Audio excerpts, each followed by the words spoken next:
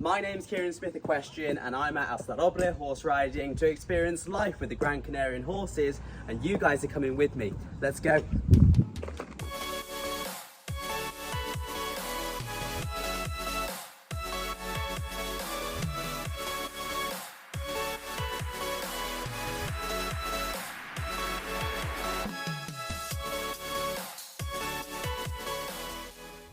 Life for horses in Gran Canaria is very different in comparison to the horses in England.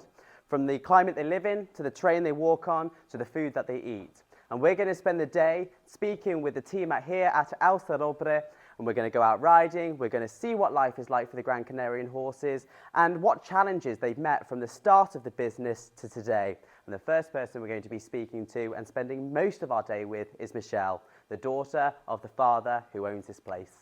Let's go. So we're finally in Gran Canaria, and we've actually already been riding this morning. We've been out with the horses for 2 hours. We were picked up from the hotel, which you guys will see very soon. Picked up from the hotel, we drove over here, we met the team, we had a good laugh, and we met some of the horses. And I can't say enough of how wonderful all your horses are, and I truly mean that. I compare them back to England, and the riding school ponies in England are an absolute pain in the bottom. But all your horses, they squabble a little bit and they put their ears back at each other, but they're so good with the riders, and you can see they know their job. They're so gentle. Even when we went for a gallop, we went at some speed, but they stopped as soon as they were asked to stop. And I think that is a true asset to the centre. To be able to have horses well behaved that you can trust, that's what you need, isn't it? Yeah. But I think the main question, and we'll get straight into it, is why is the centre even here? How did you set the centre up as your family? Okay, so my father, he always loved horses. So like about 30 years ago, he started like getting into competitions. He got one horse. Competitions like show jumping? Show jumping, yeah, he's a show jumper, really good. And he was just always winning from the beginning, and really, really nice. He's really good. And after, like, he started getting like horses. Yeah. First like just 3 or 2 horses, and he did like a few excursions, and people enjoyed it. Yeah. So little by little he got more horses, and I guess it was not something that he envisioned. Like, you know, I have this project that I want this business. He didn't think it was going to get this big. He started because he liked horses, yeah. And then he saw that they were enjoying the excursions, and then he continued doing what he loved. So and then it was like a project. Yeah, and that's the main thing. If you love what you do, exactly, straight away, naturally, it just excels. Yes. So when you first started out the business, so he started going out jumping and enjoying it himself, because it's not just an excursion centre. It's a hobby for you guys as well, isn't it? Yeah. So your dad does show jumping, and you do the vaulting, isn't it? Yeah. And dressage, and also my mom, she's a teacher, so. So it's in your blood, yeah, really. My family. Absolutely love horses. Yeah, no. Very much. No way. So when you actually first started out, because obviously life over here is very, very different in comparison to England. The climate, the heat, the land, everything. What were the challenges that you sort of faced? Because it couldn't have been easy. At the beginning, you saw that it's really rocky out there. Some people don't understand it because they feel like, oh my God, is the horse going to get hurt or something? Because obviously in other countries, they don't have that kind of landscape. Yeah. So at the beginning, they had to like make a way, like a path, little by little. You can see that, it's sort of like a little bit of a... And then the horses, they did it, you know, walking. Just churning it up. Yeah, like making that space to go to the excursions. And they are used to, so they are, it's not something that they can fall or... They are used to, they know how to... Different. Yeah. They can't even trot and gallop, you saw it. Yeah. Well, we felt it, didn't we?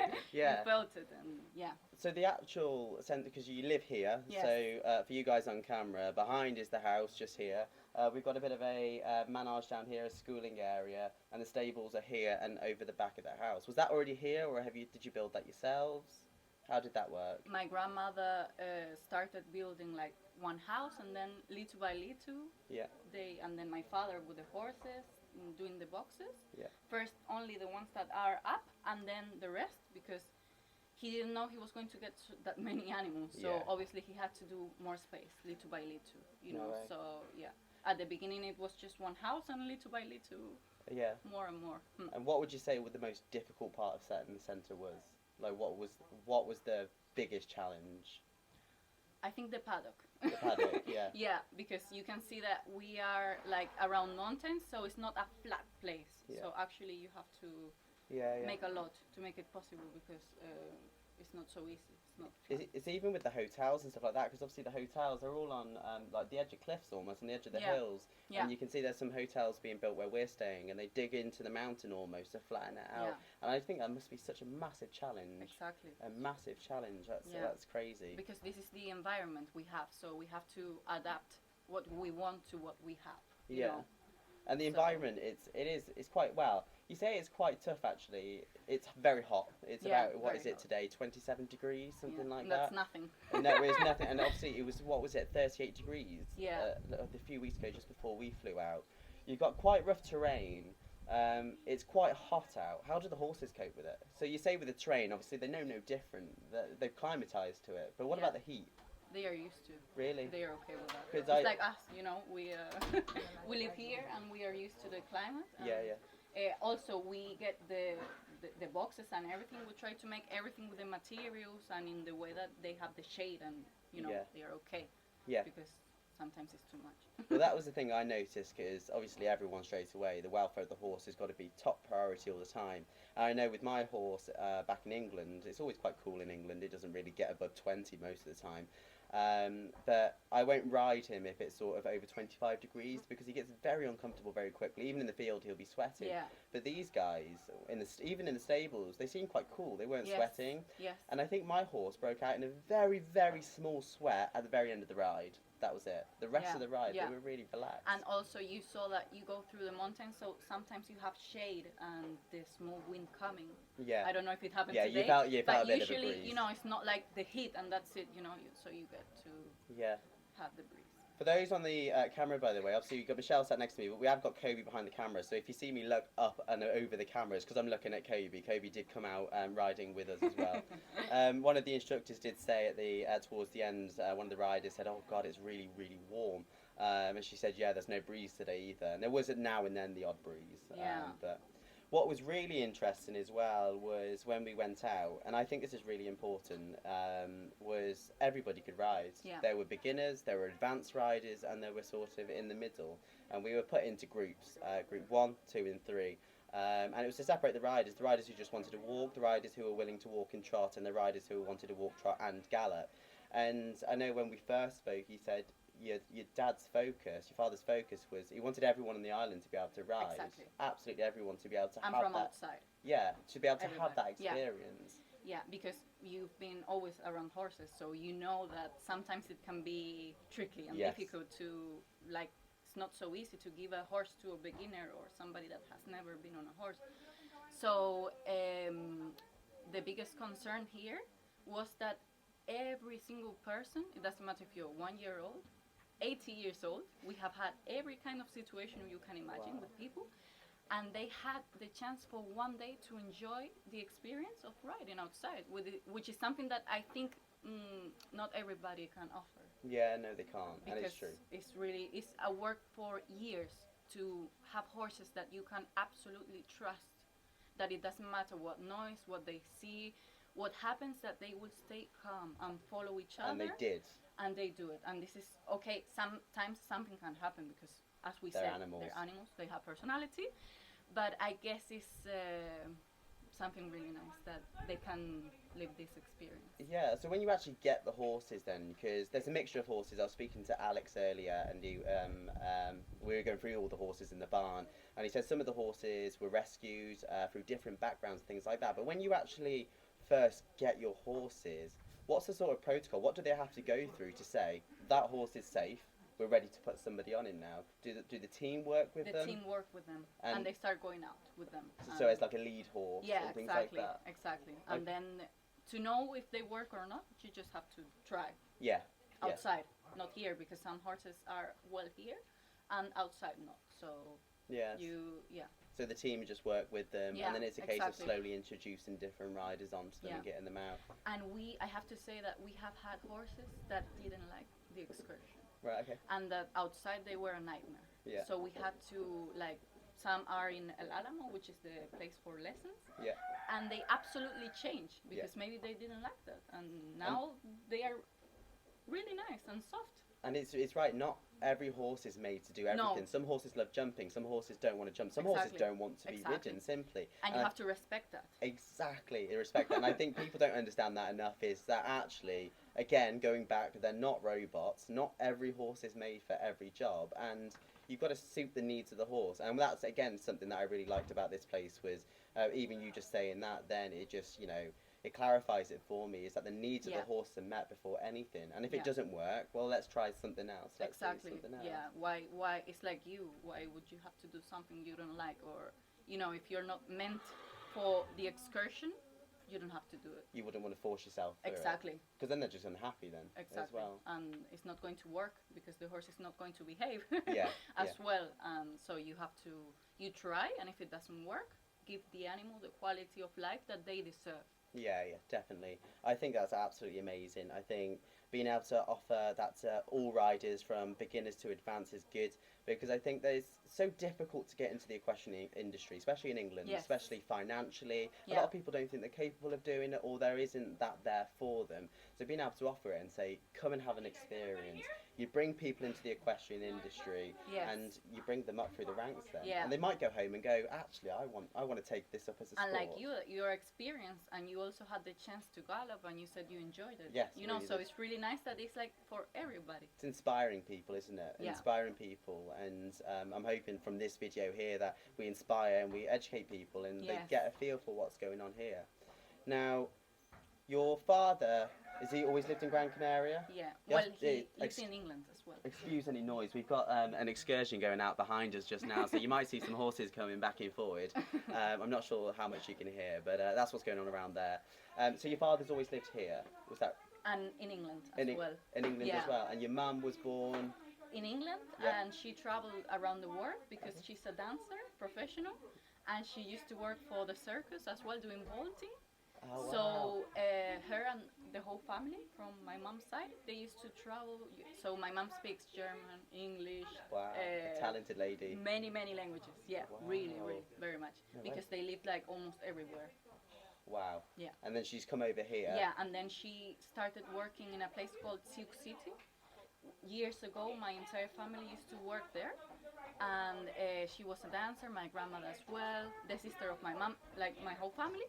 And then they stayed here. Oh, right. Yeah. So what made them stay here? Why Gran Canaria? Out of all the Canary Islands, why Gran Canaria? I think it's because it's the best place to The live, best honestly. I agree. I'm not going to fight What can I against that. say? I've been coming to Gran Canaria since 2018. Obviously, COVID stopped it a little bit. But I think it's a beautiful island. It's beautiful. A beautiful place. And the weather is absolutely lush. I'd imagine living here all the time, the weather gets a bit rough sometimes, a little and bit I too guess hot. after living in places like England, you know, where it's so cold and you get the rain, the snow, and all your life like that, and then you come here, it's like, It's oh my like, God, really nice. Thank goodness we've got some sun. I have to say, sometimes we get tired, and I'm like, I want to go to, I don't know, to see the snow and to wear a coat or something. It's right. It is right. Yeah. Because like even in sometimes you'll get through British. Well, I do. I don't know about you guys. And anybody watching this video now with horses, they're going to be thinking, winter, snow, not a chance. I don't want that. But I do get to the end of summer sometimes, and I think actually I can't wait for a little bit of cool air. Yeah. The snow to come down, and I do love the snow. I absolutely so love the nice. snow. Maybe we need to go set up an excursion centre in, I don't know, Antarctica. Oh, we go. I want to. Skiing with horses in Antarctica. Yeah. Goodness me. So obviously, amazing story of how we set up. You guys, like you say, it's not just a sort of business, but it's also a hobby. And your dad competes show jumping. You do vaulting. What did your mum do? Dressage, jumping a little bit, and vaulting. Okay. She knows a little bit of everything. And then. But she's mostly like a teacher. Yeah. So over at the riding school. Yeah, exactly. Cool. I think we saw that from a distance when we were riding through. Where is it? It's about 10 minutes, maybe you saw it, I think we saw it up at a on the distance. hill you can see it. Someone was schooling Yeah, their horse, maybe. and I think I've got it on video actually. I think I zoomed in and pointed it out. And you also go competing on other islands, don't you? Because you said your dad went over to Tenerife to train and compete. Yeah, and he went to the Sunshine Tour in the mainland Yeah. like a year ago. Yeah, he's a lot into competing. At the moment, I'm not competing, but I'm planning to do special in vaulting something. Yeah, yeah. Because show jumping, What? I don't know. I have to. You have to really. I Like, have to train and feel comfortable to do it. Yeah. But vaulting, I feel like I started when I was 3 years old. It's just natural to you. It's just natural. But competing for me is not so easy because I have to go to the mainland because here is no competition. So if I want to do that, I have to rent a horse in the mainland. It's really crazy to get used to in 2 days to the movement. Yeah. And it's difficult enough to do it with your own horse. Imagine having to rent and get used to and compete in a national competition or international. It would be tough. Imagine for you guys back at home, you go out to a competition, the nerves that you've got because you're not sure how your horse is going to perform. Imagine trying to do that on someone else's horse at like a high competition level. Yeah. You don't know the horse, you've never got used to the feel of the horse, you don't know the temperament of the horse, and you've got to go compete in front of a crowd of people. That's mad. Yeah. I wouldn't be able to do it. And I've been doing it for years, since I was like 5 years old. But it gets to a point that I have to think about it because sometimes it doesn't work. And the horse goes crazy or something, and then you're like, what can I do, because it's dangerous. You don't know how the horse is going to react, and you won't feel the same way as when you train, with your own horse. Yeah. So I suppose it takes a lot of confidence and a lot of trust in other people's horses to be able to do it. And you've got to evaluate, haven't you? You've got to think, is this safe to do it? Is it worth doing it? Because after all, you can get injured, and that's the worst part of our sport. And you have to enjoy it. So if I'm going to be stressed and not being able to sleep because I don't know how it's going to go, I rather Yeah, there's no point in doing it if you don't enjoy it. So no. There's no point. And at to all. take the horse from here to the mainland is a lot of money. Yeah. And a lot to So do. does your dad take his horses over? Yeah. So he actually transports them Yeah. over. How does he do that? Boat, plane? Boat. Boat. Okay. Yeah. So I would imagine that's a fairly simple process of just walking them onto the boat, and whereas a plane, they have to go in stalls, don't they? Get escalated up and all sorts. I can't imagine my horse. I can't. Yeah. I can't imagine that. No. Really, so scary. I think my horse would freak if he did that. Yeah. Absolutely. And the transfers is one of the things that is the most dangerous, as you know. So. Especially on a plane. Yeah. Especially even on a boat actually, because you're in the middle of the sea. If something goes wrong, and you're not able to open or do anything. It's the same. If something happens, you have to. You have to just leave it. Yeah. It's the same in England on a motorway. I don't know if it's the same over here on a motorway. If there's something wrong, if your car's on fire, if your horse is kicking off, you can't take your horse off the trailer. No, you can't. Because of all the trap, you have to leave them. It's crazy. Personally, and I hope no one in the police force or anything's watching this, if my car was on fire and my horse was in the back, I'd take my horse off, because I would like to think if I did, he'd be on edge, but I think he'd trust me enough to say, right, I'd be able to get him into a safe zone, but I couldn't leave them. Yeah. And it's quite a scary thought, really. It's really scary. I couldn't do it. No. I couldn't do it. But there's lots going on, and we touched up on it briefly earlier, and I spoke to Alex quite a bit this morning about some of the horses here who have been rescued. He was speaking about, I can't remember the name. Carpaccio. The one that was going to go to the meat factory. Carpaccio. Yeah. That's and the name Carpaccio. Yeah, it means fresh meat, doesn't it? Yeah. And your father rescued him. Yeah. And there's other rescue stories he was telling, and maybe we'll go into it in a little while, but you don't, again, and this is what I like, it's not just business focus of this is what we need, this is what we want. You're actually rescuing horses and other animals as well. You had donkeys, pigs. And they're not here, are they? No. They're over on further up the road, yeah, is it? Or it's another place that we have, but it's really difficult to get there. So yeah. But there you can see like a few horses, donkeys, and a pig. And that just that shows. he rescued. Yeah. It just shows your love for it, doesn't it? Yeah. And shows the intention and why your father does what he does, why you guys as a family do what you do. Exactly. And if you've got purpose behind what you do, I think that's the most important thing. Because if you're doing it for money, you don't enjoy it. Yeah. And in life, I know my boss at work. A few months ago, we had a conversation, and I said something about money, and he said, as soon as you start focusing on money, you'll lose the enjoyment. There's no point in doing it. And he's right. And I think a lot of people forget about that. If you're doing something for money, you haven't got the love and the intention that you need to be able to actually get somewhere with it. Exactly. So for you guys to be able to do what you do as a hobby and enjoy it, be able to actually have a business and be able to give to people, be able to give to the horses as well, because I don't think horses get enough appreciation for what they do for us at all. Yes, absolutely. They're such amazing animals, and they put up with so much. Yeah.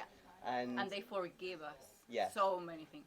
Exactly. And I don't think we forgive them enough, and I think a Yeah. lot of people, they blame their horses for a lot of things, but actually the horse is doing what we're telling them Yeah. to do, Yeah. and the horse doesn't have to be doing what Through he's your doing. body, Through he every knows exactly. what he has to do, and just the fact that you can ride a horse for me is like Yeah, they amazing. put that animals. trust in you. Yeah, exactly. And I think awareness, a big thing for me is awareness. Exactly. And also imagine what they can do to us if they want to. Exactly. And it doesn't happen. So they have a huge heart.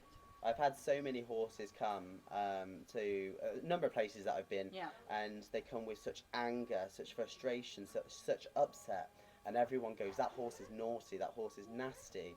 And actually, when I was younger, I used to be the same. I used to be, that horse is naughty, that horse is nasty, it needs whatever. But actually, as I've grown older and got more experienced and matured, I look at the horses, and actually, they don't have the same emotion as us humans, but they do experience an emotion. And sometimes when a horse comes through with such a big attitude and they're nasty, I think, what's going on inside your head? What have you been through? And what can I do to support you? Exactly. Because I know there's a number of horses who have helped me through the worst time of my Yeah. lives. If I can give back to the horses as well, Exactly. that is what I love to do. And when you see a horse with such a bad behavior, you have to think, what have they done to that horse Yes. to make him be that way? What's happened? Yeah, what happened? Because you don't know the story from that horse. So you have to respect and think it's an animal. So if the horse is that way, it's not because he wants to. Because I guess they are not like humans that you can be mean. No. You know, they don't have that inside. So when they behave that way, they bite, they do things, it's because something happened. So you have to try to help that horse and not judge, you know. You're 100% right. Yeah, You are. I feel that way. And enough riders, whether they're riding, whether on the ground the horse, they don't ask the question why enough. Why is the horse has responded like that? Why is the horse doing this? They Yes. just go, this horse is naughty. And Yeah. actually, no, look into it, question. Because if a child was misbehaving or showed really bad behaviour on Yeah. a regular occasion, you go get that child help. You Yeah. go look into the behaviour. We should be doing that with the horses. Yeah, exactly. We should. The welfare of horses is really And they are important. vulnerable, so they are animals, you know, they cannot say like us, I have a problem, I feel this way, so we have to try as much as we can to understand the animal and give something to them. Yeah. Because they give us so much, and sometimes what do we do for And for we the can't horse? we can't be all take. Yeah. We have got to give back. Yeah, sometimes when I ride, I don't know if it happens with you, I feel like I feel the need to give something good to this animal, Yeah. not to for me, not for myself, you know, Yeah, not yeah. to enjoy the gallop for me or do what I like, to try to help the issue that this horse has, or Yeah. to, I don't know, help somehow. That's something I've always stuck to. I have riders sometimes I teach for an hour jumping, and at the end of it they say, "Oh, can you put that fence up and so I can do it higher?" And the first thing I'll say is, "Why?" And they're like, I want to do it again. I want to get a Yeah. photo." And I'm saying, "Well, your horse has just worked for you for an hour. You've got it perfect. Why are you trying to get a photo? Who are you trying to impress? Because stop impressing Exactly. other people. Exactly. Focus on you. Focus on the horse and enjoy what you're doing." If the people do the things for themselves and because they enjoy it, they truly want to go more into dressage, Yeah. do things in walking, because walking, sometimes you can do 100 things just walking and Yeah, help yeah. the horse. Coming back to Yeah, basics. but the people that sometimes. only want to jump, sometimes they don't even. Yeah. you They know. lose the purpose to what they're doing. Exactly. And that's when they start going off track. And that's how a lot of people lose interest in the sport, is Yeah. because they don't do it with a purpose. They Exactly. do it for the sake of doing it. Yeah, and the people that are competing in really high competitions, you know, they prepare the horse and Yeah. they clean the box of the horse because that's when they get the connection. And they work hard for what they Exactly. do. A lot of hard work. Exactly. And yeah, no, we could go on about this for hours and hours, Yeah, because yeah. it's something that I love talking And about. me too. But I think it's only right that we go have a little look around, Okay. meet some of the horses, Yeah. and I think the team have just gone out on their excursion by the looks of it, or are they down there? They are preparing everything. But I did say Down I'd have a there. little bit of a chat with them later on, Okay. so we'll meet them. Yeah. So we're going to head out onto the yard, and we're going to go meet some of the horses. We're going to have a bit of a tour and talk a little bit more, because I think that was a really interesting conversation. Yeah, I really really enjoyed nice. that. Really nice. And I hope there's something that you can all take from this. There's a big message here of you know, looking after the horses' welfare, being able to love the sport and love what you do, giving to the horses, but also giving back to the people. Yeah. And that's amazing. And you're going to meet some really big personalities out there, horse-wise. There's some wonderful horses. And what's his name? What did you say his name was? The one that I love? Carpaccio. Mario. Mario is absolutely gorgeous. Wait until you see him. But right, should we go? Let's Perfect. go.